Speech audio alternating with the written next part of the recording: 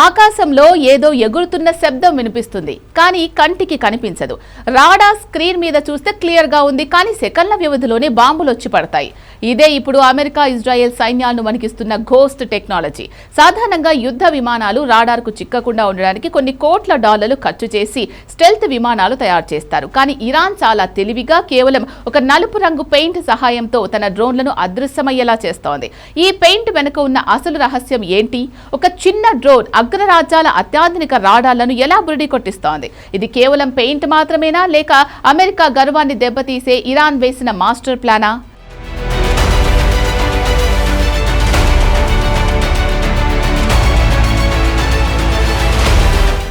సాధారణంగా రాడార్లు రేడియో తరంగాలను పంపి అవి ఏవైనా వస్తువుకు తగిలి తిరిగి రావడాన్ని బట్టి ఆ వస్తువు ఎక్కడుందో గుర్తిస్తాయి. కానీ ఇరాన్ వాడుతున్న ఈ రాడార్ అబ్జార్బింగ్ పెయింటింగ్ ఒక అయస్కాంత పదార్థంలా పనిచేస్తుంది.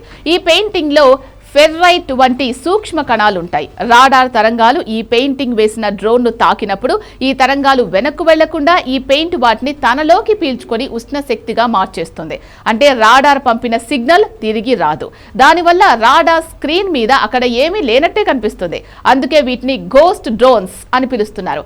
ఒక్క మాటలో చెప్పాలంటే ఇది ఆకాశంలో వేసే ఒక మాయా ముసుగు. ప్రపంచంలోనే అత్యంత శక్తివంతమైన ఏజిస్ మరియు పేట్రియాట్ రాడార్ వ్యవస్థలు అమెరికా దగ్గరున్నాయి. ఇవి వందల కిలోమీటర్ల దూరంలో ఉన్న చిన్న పక్షిని కూడా గుర్తుపట్టగలవు. కానీ ఇరాన్ డ్రోన్లు ఈ రాడార్ల కళ్ల ముందే తిరుగుతున్నా అవి గుర్తించలేకపోతున్నాయి. దీనికి కారణం ఈ నలుపు రంగు పెయింట్ కేవలం రాడార్ తరంగాలను పీల్చుకోవడమే కాకుండా డ్రోన్ నుంచి వచ్చే వేడిని కూడా బయటకు రాకుండా అడ్డుకుంటుంది.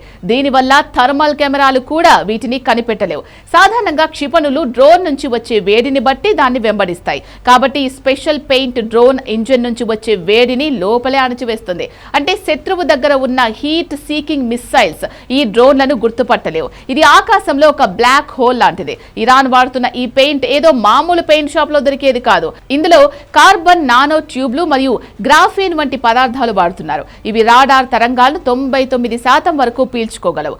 అమెరికా తన $1 బిలియన్ స్టెల్త్ విమానాలకు వాడే టెక్నాలజీని ఇరాన్ చాలా చౌకగా తన డ్రోన్లకు అప్లై చేస్తోంది.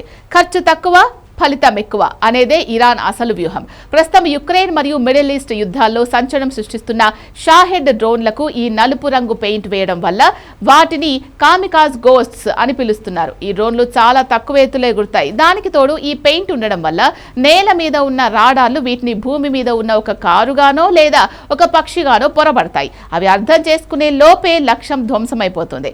అమెరికా రక్షణ నిపుణులు సైతం మేము కొన్ని $1 బిలియన్ ఖర్చు చేసి తయారు చేసిన రాడార్ ఒక చౌకైన పెయింట్ ముందు ఓడిపోతున్నాయి అని ఆందోళన వ్యక్తం చేస్తున్నారు. అమెరికా ఒక స్టెల్త్ ఫైటర్ జెట్ ను తయారు చేయడానికి వేల కోట్లు ఖర్చు చేస్తుంది. కానీ ఇరాన్ తన తెలివితేటలతో చాలా తక్కువ ఖర్చుతో కూడిన డ్రోన్లను తయారు చేసి వాటికి ఈ మ్యూజికల్ పెయింట్ వేసి యుద్ధ క్షేత్రంలోకి దింపుతోంది.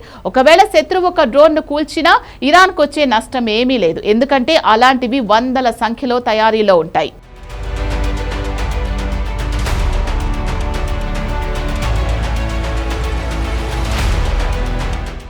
ఈ ఘోస్ట్ డ్రోన్స్ సమూహంగా దాడి చేసినప్పుడు రాడార్లు కన్ఫ్యూజ్ అయిపోయి మొరాయిస్తాయి. 2026 నాటి యుద్ధ పరిస్థితుల్లో ఇరాన్ తన చమురు నిల్వలను, అణు కేంద్రాలను కాపాడుకోవడానికి ఈ టెక్నాలజీనే కవచంలా వాడుకుంటోంది.